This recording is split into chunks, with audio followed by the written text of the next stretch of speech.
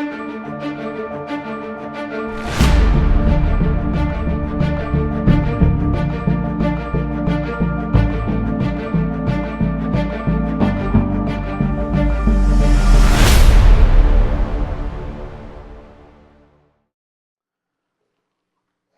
right, I want to welcome you back to our series on Exodus, the biblical Moses that Hollywood forgot.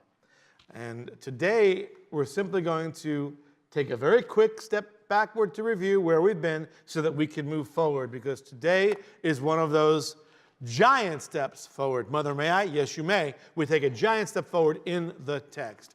And just to remind us and set the stage of where we've been, previously in Exodus, we were in Exodus 18 last time. The discussion, the conversation that went on between Moses and his father-in-law Jethro, and Jethro gave him solid advice on how to delegate and distribute responsibilities so that Moses would be able to work smarter, not harder. And Moses chose able men out of all Israel, made them heads over the people, leaders of thousands, of hundreds, of fifties, and of tens, and they judged the people at all times. The difficult disputes they'd bring to Moses, but every minor dispute they themselves would judge, setting Moses up as the supreme court, if you will, a court of appeal for the biggies. And Moses bade his father-in-law farewell, and he, father-in-law Jethro, went his way into his own land, Midian.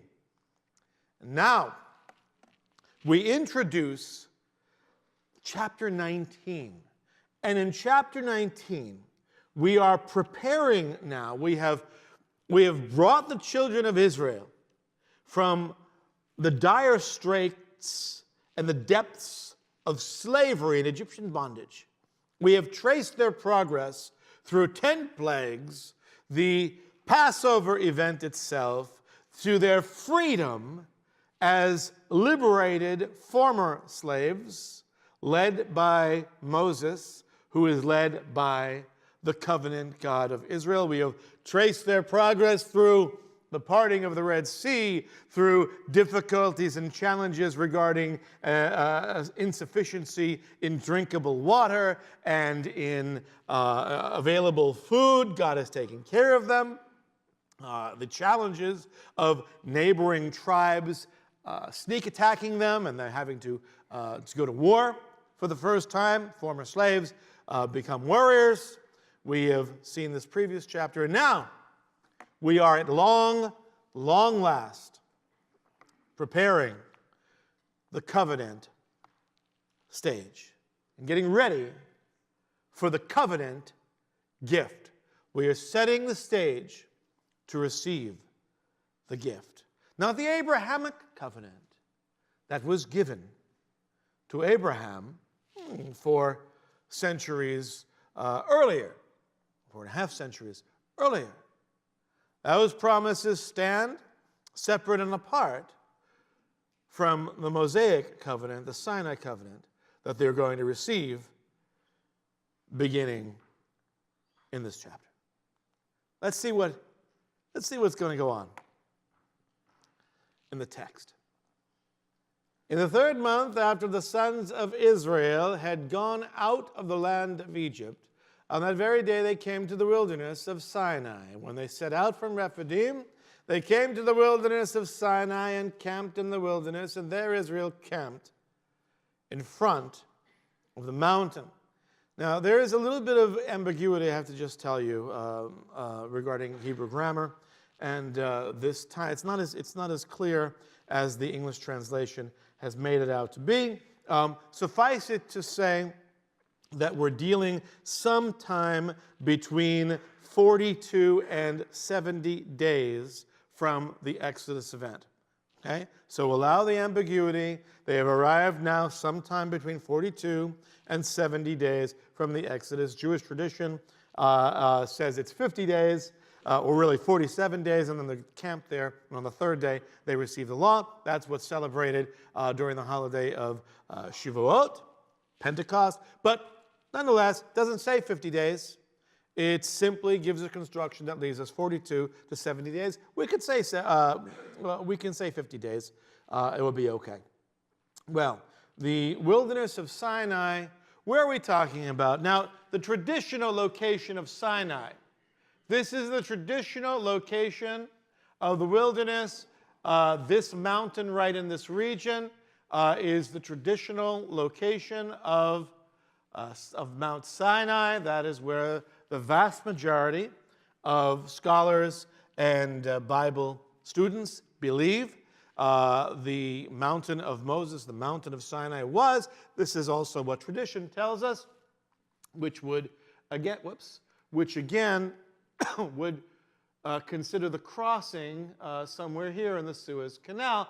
Now, there is another school of thought that believes that the crossing was not at this little leg of the Red Sea, this little inlet of the Red Sea, but at this inlet on the other side of Mount Sinai, and therefore making this piece of Arabia, the mountain of Moses, being somewhere around here, the mountain of Sinai being here. That's another alternative point of view. It's not my point of view, but again, I'm open to new scholarly and archaeological discoveries. But nonetheless, whether we're talking about right here or whether we're talking about right here, we're in the vicinity. Okay, that's where they are. This is the traditional mountain of Moses in the southern quadrant of the Sinai Peninsula. This is it. This is Sinai. This is the plain that extends from about 1.5 miles wide is this plain. This would be, if the traditional site is correct, this would be where the children of Israel camped. This is the location that you see in all of the movies. Every movie that's been made about Moses and the Ten Commandments, and this is the location where we're talking about live action or cartoons, whatever. This is where Hollywood, at least, has placed and agreed with scholars that this is the location. And it will suit the narrative's description of there being a approximately 1-year encampment before the mountain of Sinai. This is where the Jewish people are going to be for the rest of Exodus and through all of Leviticus and through the first portion of the book of Numbers. They're here for the next year until they move on. Continuing in this passage, Moses went up to God.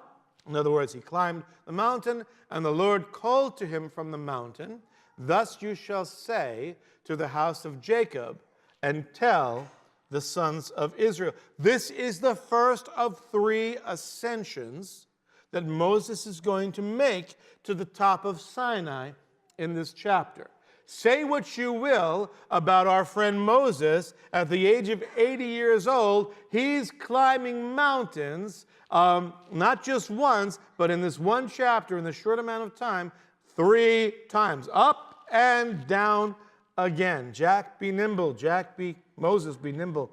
Now on this mountain, Moses gets the first message that he is to convey to the nation. And in a sense, this chapter is all about a massive game of holy telephone, where Moses is very much the messenger and relaying messages between the people of Israel and God himself.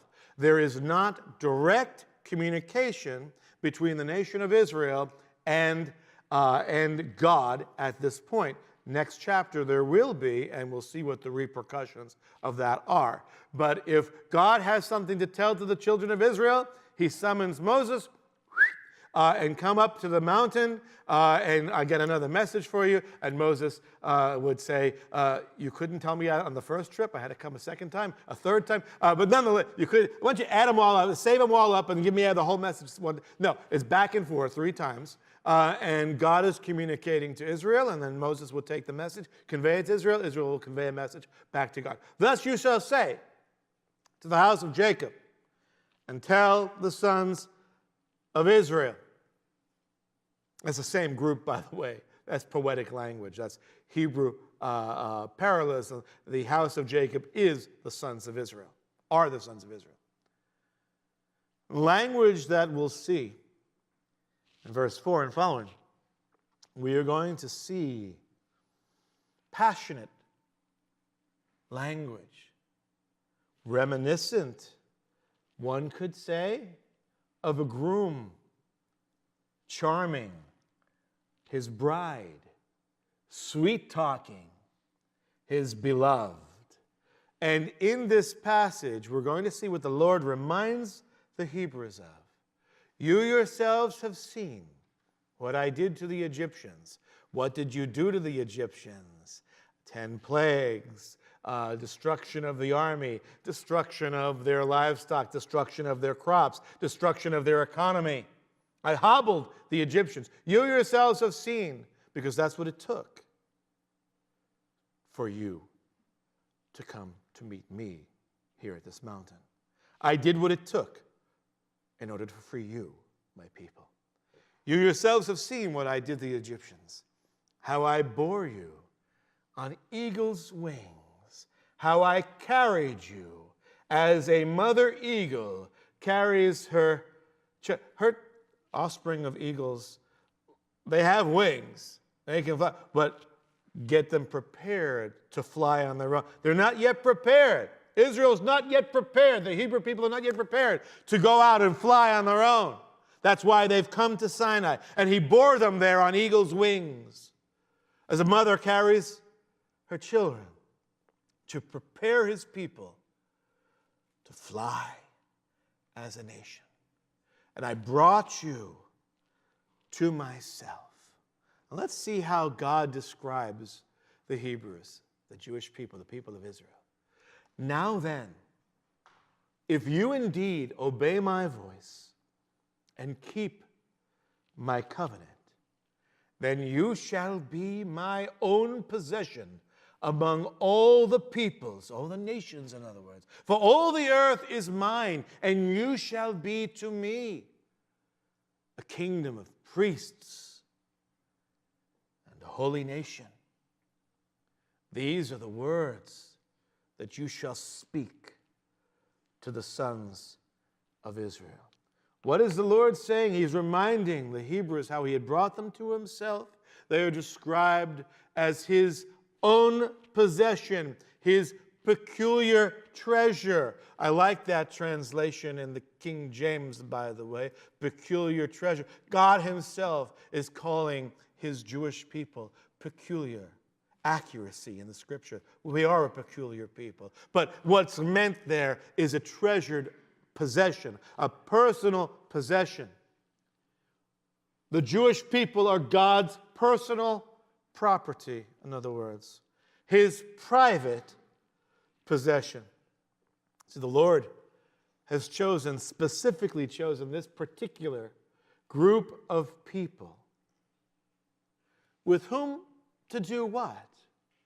To maintain a sacred covenant, contractually binding relationship.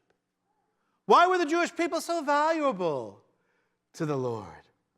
Well, the reason the Hebrews are so valuable to God relates back to God's initial sovereign choice of Abraham and the establishment of the Abrahamic Covenant's promises. Those are promises made to the patriarch, made to the descendants of the Abraham, to Isaac, to Jacob.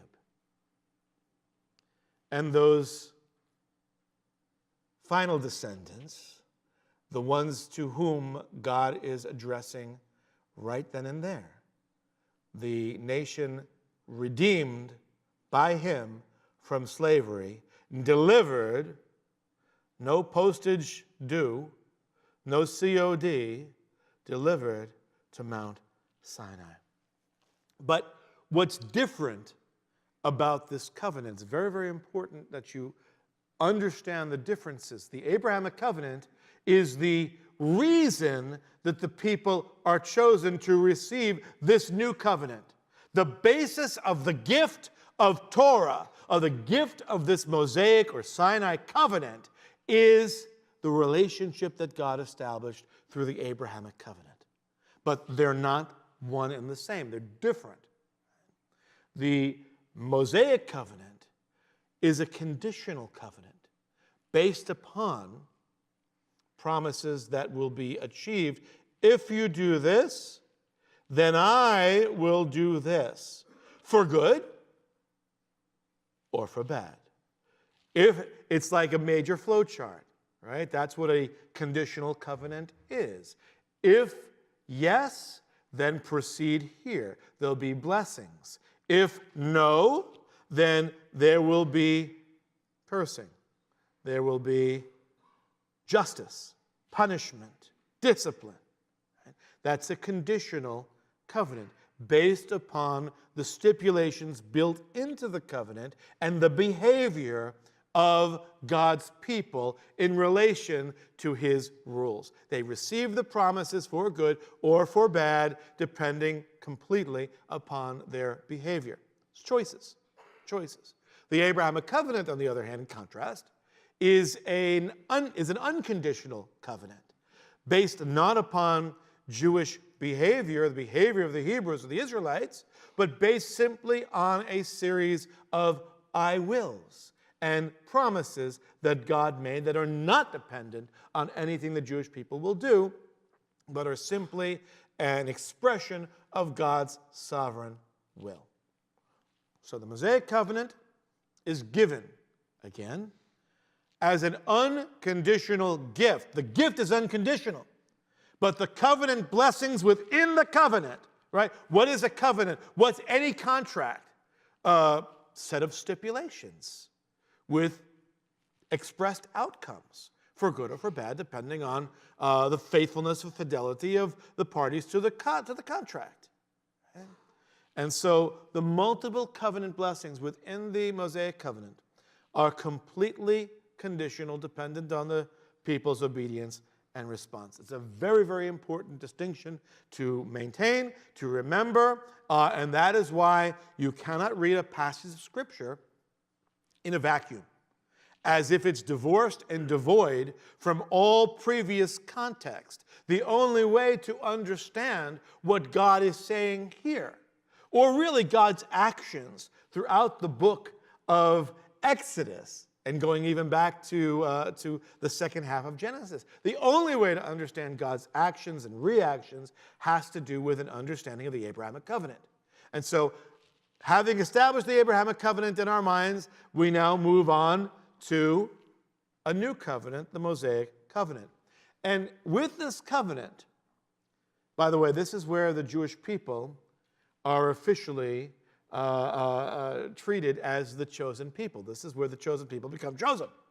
And God divinely identifies Israel as a kingdom of priests and a holy nation. A kingdom of priests, a nation of priests set apart. What is holy?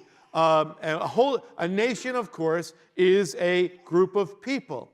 A holy nation is a people who are set apart. So these people, this nation, is set apart. To be what? A kingdom of priests. Israel is to remain distinct and separate from all other nations.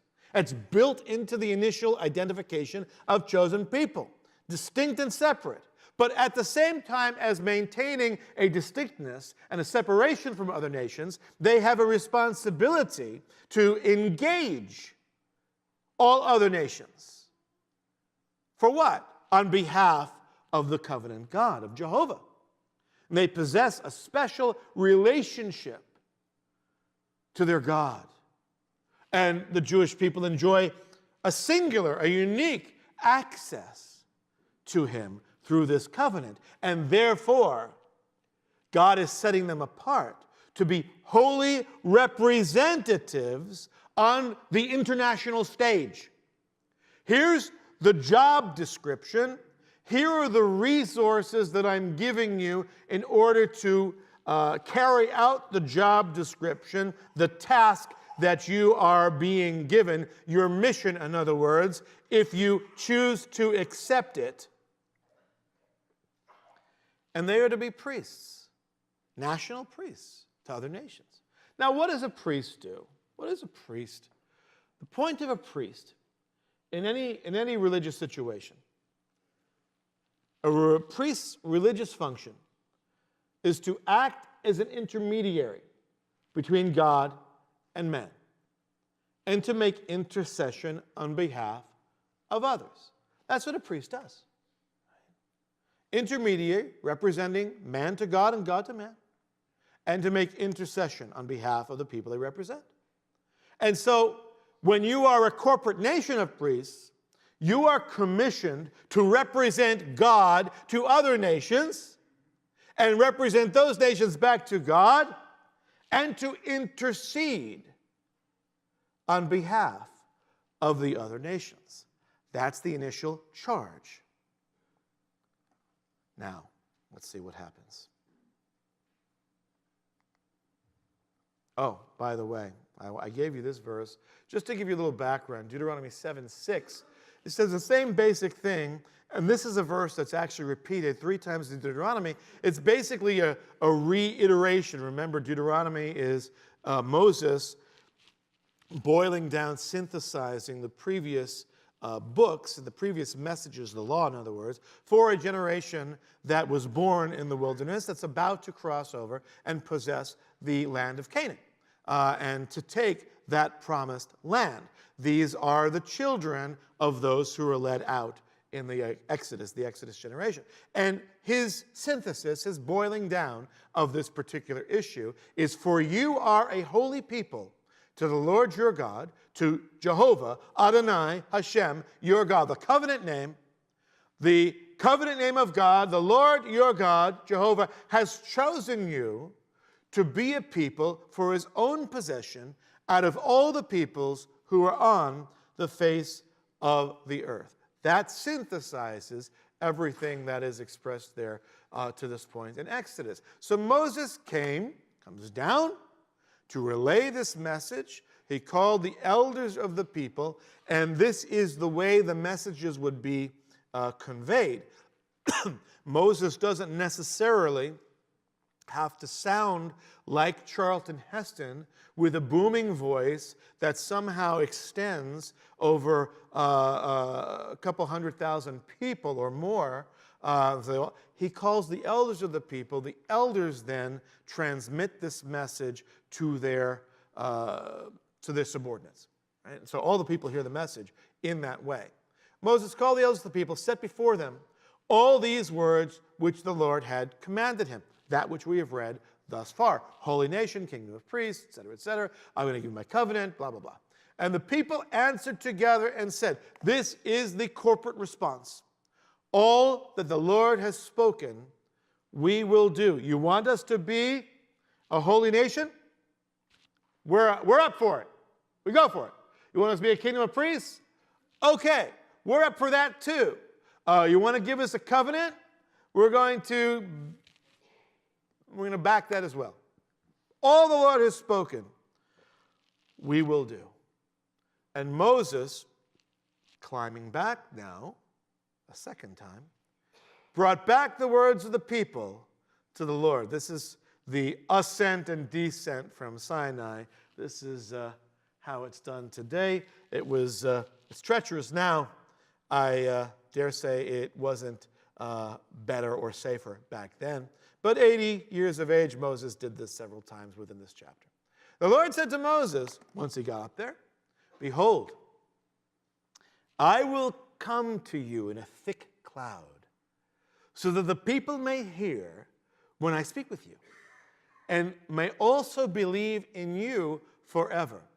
And Moses told the words of the people to the Lord. All that you said, they will do. So what's going on here? I will come to you. I will appear publicly so that the people may hear our communication. They may hear that I am actually communicating with you. And what that will do will establish your credentials forever in the sight of the people. One of the things that we've seen throughout the narrative of Exodus thus far is that when the going gets tough, the Jewish people get whining, right? And they are very ready from almost the beginning of Moses' return to them in Egypt. They're always ever ready when things get tough to turn on Moses. And even after the plagues, even after liberation from Egypt and the Red Sea, they are ready at the first sign of distress to turn on Moses. And that has to do with the level of confidence that the people have in Moses, God's chosen representative. It's a difficult thing. If God appoints an intercessor, a mediator, a chosen representative to be his mouthpiece, if the people don't buy in to the credibility of the mouthpiece, of the representative, of the individual, then that is going to affect their relationship with God. It's always critical to trust in God's appointed mediator. Always critical. The people must accept the unique relationship between God and Moses and the divinely sanctioned authority that God has given to Moses. If they don't buy into that, there will be trouble. Right? And so the Shekinah glory, the Shekinah, the manifest appearance of God, is going to publicly appear before Moses, converse with them, and firmly establish Moses' credentials before the eyes of the... Talk about an audio-visual object lesson. This one takes the cake, right? This is awesome. This is my chosen mediator. What happens when a people reject or simply fail to trust God's chosen mediator? Death, loss, separation from God. Of course, many of you in your minds, you have already connected the dots. And just as Moses was God's chosen mediator 3,500 years ago for the Hebrew people, for the Jewish people, the Israelites, God has appointed a new mediator, a superior mediator. We call him Yeshua, or Jesus, the Christ, the Mashiach, the Messiah. And just as with the Hebrew people and Moses, God established Yeshua's credentials publicly, an audio-visual event, first in miracles, and then, of course, in the resurrection from the dead, the empty tomb, the greatest audio-visual lesson of all. And if we do not trust in God's appointed mediator, the only mediator he's appointed, it's not like we have a choice, there's only one. If we choose not to trust in the appointed mediator, what's going to happen to us? Death, loss, failure at life, failure at calling, separation from God. You know what's really hard to do? To build an IKEA bookcase. That's really hard. Has anybody ever tried to build a piece of furniture, coffee table, bookcase, end table, from IKEA?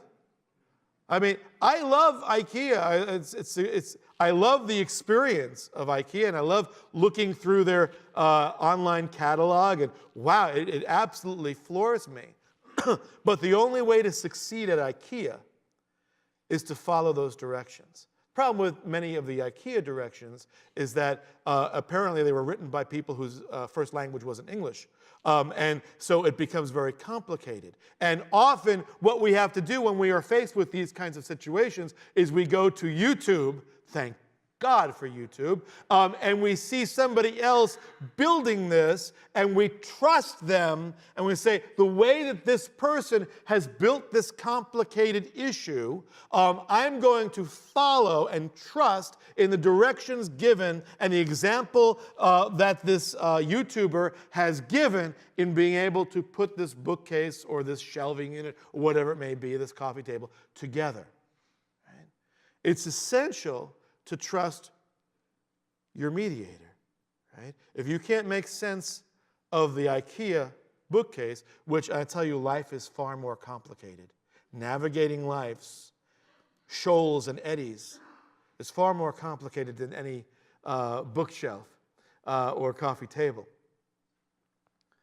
But if we view the YouTube and we say, well, that's how he did it, I am now going to decide to do my own thing, and I see the pieces, I read the directions, I know what the manual says. Of course, our manual is the Bible. But I find the menu, I find the instructions, I find it a little bit inscrutable, it's a little confusing, I don't really understand it. So I went to YouTube, and I watched somebody actually demonstrate it for me, but I decided I'm not going to trust the YouTube video. I'm going to do things on my own.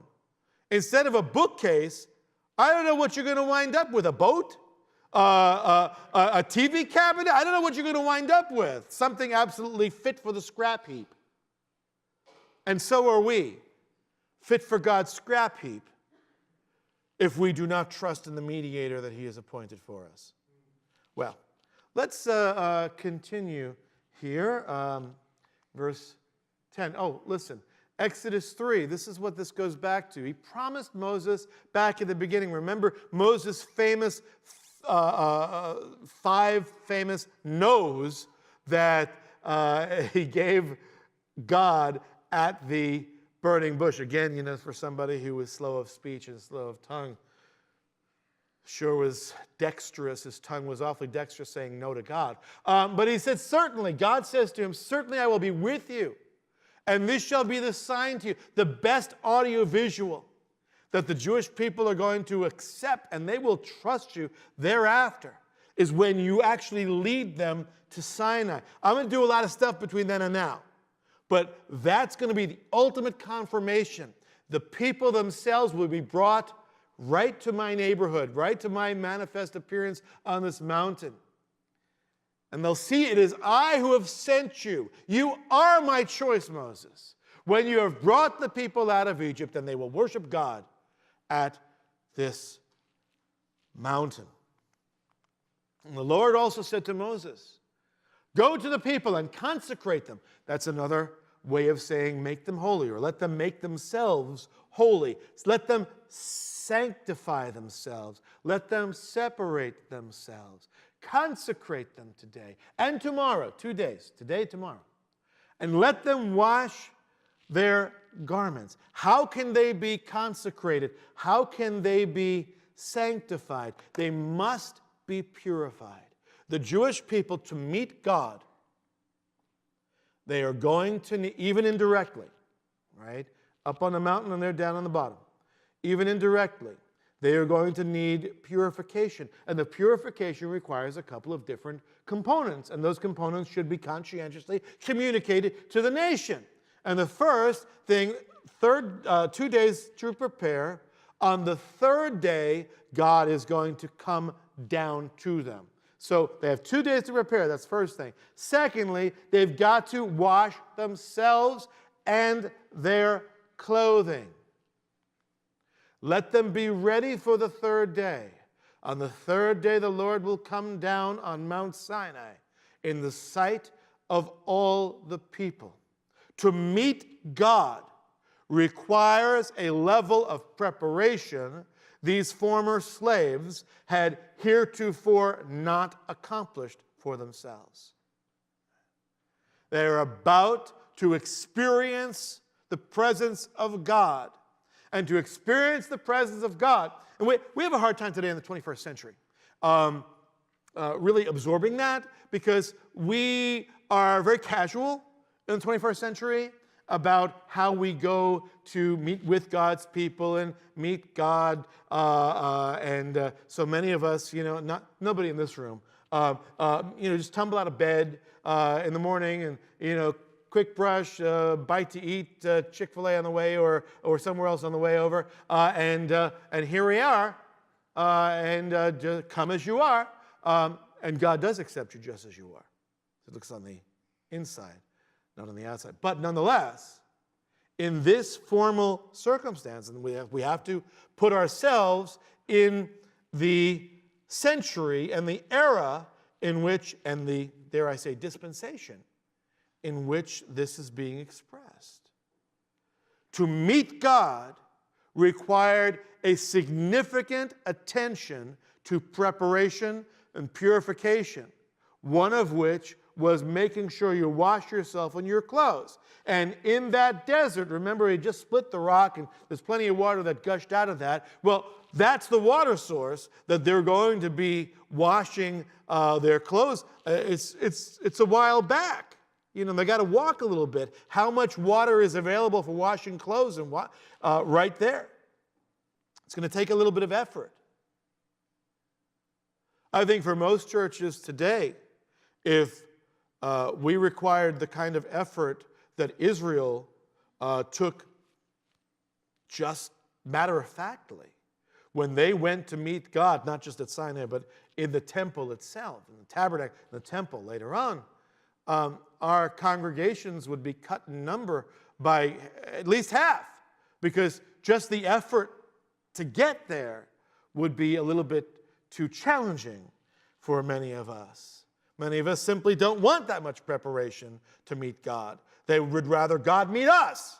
And in today's society, you know, you can sit at home on a couch and you can watch last week's sermon on a YouTube, on a video. Not in our congregation's experience. We're like 4 weeks behind. You can watch last month's right now. But we're getting better at it, I promise you. And it will be, you know, it will be. But nonetheless, how else are they going to be prepared? How else must they purify themselves? You shall set bounds for the people all around, saying, prepare, beware, you do not go up on the mountain. Don't touch the border of it. Whoever touches the mountain shall surely be put to death. Sinai itself, where God was manifesting, was off limits. And so a boundary line needed to be set up around the mountain. Break out the police tape, because nobody can touch the mountain. When God's presence was manifest upon it, Sinai would become holy. Because not that the mountain itself is intrinsically holy, it's that God's manifest presence anywhere instantly transforms any location into holy ground. Now look at this. What's the penalty? If you touch that mountain, you'll be put to death. No hand shall touch him, because that person has contaminated the holiness of God. And so if you touch that person and say, I arrest you, you have the right to remain silent. No, you can't touch that person, because that kind of profane action is contagious. And if you touch that person, you too will become profaned. So no hand shall touch him. He must be stoned. Surely he's stoned or shot through with arrows, in other words. So don't touch him. Kill him with a stone, kill him with an arrow, with arrows, firing squad, whether beast nor man. What if your livestock? Be careful with your livestock, because even livestock who like to wander, sheep will do that. They can't touch the mountain. He will not live, man nor beast. When the ram's horn sounds a long blast, they shall come up to the mountain, but not too close. They will hear a shofar, and they will approach the mountain. But here's the warning: they must not touch the mountain. So Moses went down from the mountain to the people. He consecrated the people, they washed their garments, and he said to the people, be ready for the third day. That is when the event is going to occur, on the third day. Great things in the Bible, great things occur on the third day.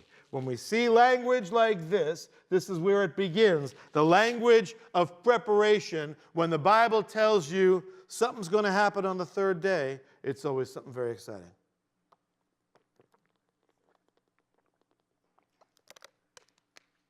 And you can take that to the bank.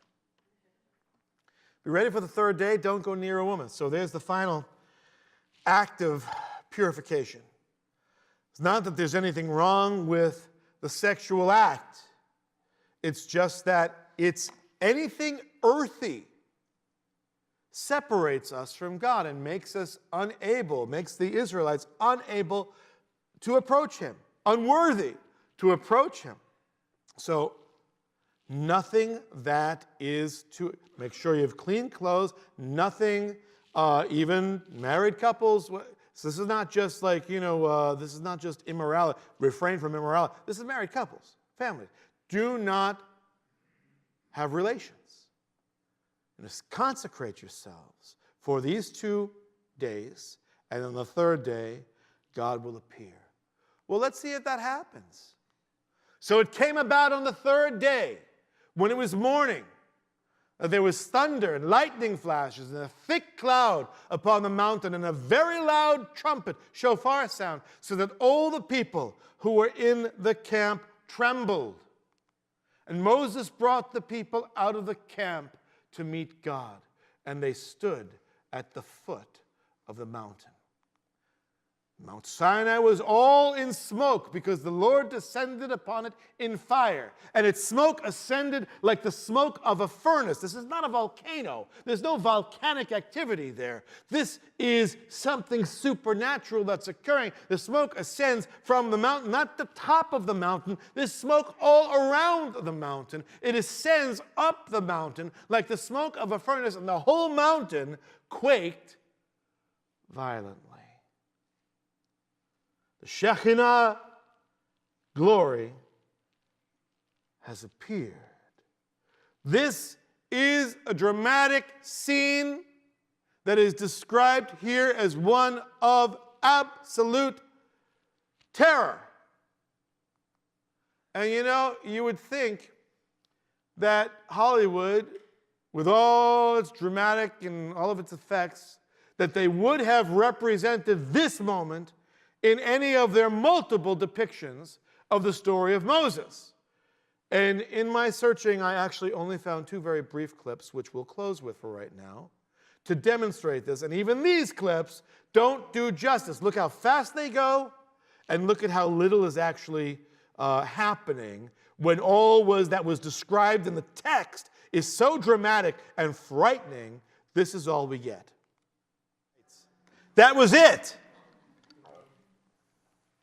This is why I say the biblical Moses that Hollywood forgot. How do you forget this climax? Most of the 10 Commandments and the Prince of Egypt type movies, they climax with the Red Sea. The Red Sea is the greatest scene and the most dramatic and exciting scene. And even though they may represent the giving of the 10 Commandments, it's kind of like the biggest event has already occurred. The Bible is presenting the encounter between God's people and their God as the greatest, most dramatic event in the story, in the narrative. What will the Jewish people do when they finally encounter God face to face? What will He say? How will they react? What is their attitude going to be? What is His attitude going to be? And where does Moses fit into this? I'm afraid I'm going to have to leave you in suspense. We'll pick up the narrative next week.